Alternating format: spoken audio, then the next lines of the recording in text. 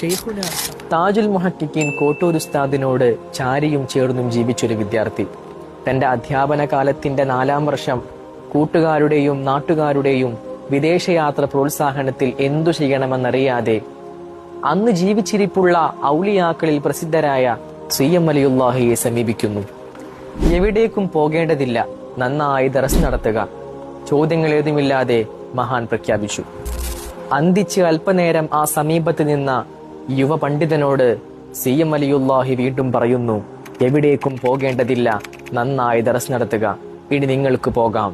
സലാം ചൊല്ലി ആ യുവ പണ്ഡിതൻ മടങ്ങി. പിൽക്കാലത്ത് ഷാഫിഈ കർമ്മശാസ്ത്രത്തിൽ കേരളത്തിലെ ആധികാരിക ശബ്ദമായ ആദർശവേദികളിലെ നിറസാന്നിധ്യം മുഹയ്യിസുന്ന ഷെയ്ഖുന പൊന്മള ഉസ്താദായിരുന്നു ആ യുവ പണ്ഡിതൻ. സി.എം. വലിയുല്ലാഹിയുടെ വാക്ക് അതേപടി പുലർന്നു. ആയിരക്കണക്കിന് വിദ്യാർത്ഥികളുടെ അഭിമന്യ ഗുരുവായി ഷെയ്ഖുന ഇന്ന് കേരളത്തിന് വെളിച്ചം പകരുന്നു.